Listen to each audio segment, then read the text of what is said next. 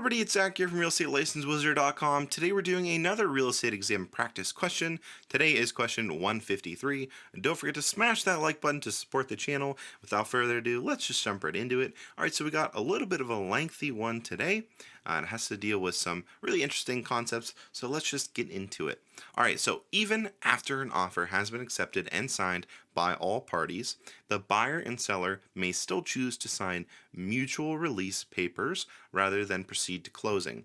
Which of the following circumstances would not give either party a justifiable reason to insist on a mutual release? And it gives us four options. A, the buyer finds another property they prefer. B, a title defect is discovered that will take months to clear. C, a fire causes damage to the property that requires extensive repairs. Or D, the buyer is unable to find financing that meets the terms of the contract's financing contingency.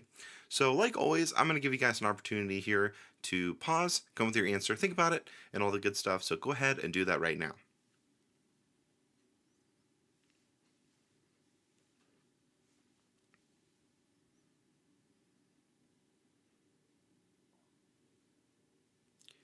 Alright, so hopefully you guys came up with your answer on this one. What would it be? It's going to be A. That's right. A. The buyer finds another property they prefer.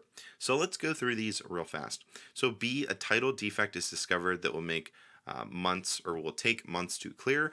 Obviously, that's going to be protected in one of your contingencies or one of your contract clauses, or I guess not your, but the buyer or seller's contract clauses and things like that. Same thing with C here. A fire causes damage to the property that requires extensive repairs.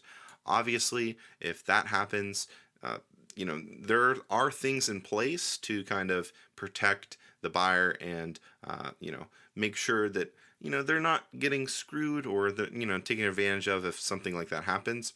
And then D, the buyer is unable to obtain financing. So obviously you guys are familiar with that, or you should be. A lot of times there's these financing clauses on there in the contract that says, okay, we want the house, but only if we get financed. And what's interesting about that too is that it can also include like a percentage. So maybe like, the contract says, we want the house, but only if we get financed for 3% or for like a 4% interest rate or something like that.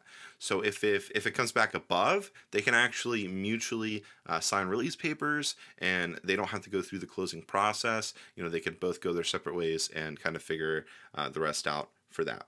But yeah, so basically, again, that's pretty much our answer for this one. You just need to be kind of on the ball with contracts as a whole and the closing process, as well as the signing of mutual release papers and kind of how that works for this one. So if you're still confused, make sure you kind of look up that kind of stuff and familiarize yourself with it, because these bigger questions do show up on the exam, so be prepared to read. And this is when really you have to put your detective hat on and put all the context clues that you've learned throughout, maybe all these videos that you've watched or your pre-licensing. You have to put it all together and figure out exactly what they're asking and come up with the correct answer.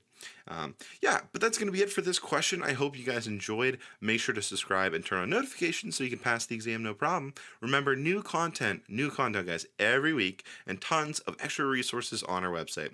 This is Zach from RealEstateLicenseWizard.com. As always, make today magical. See you guys next time.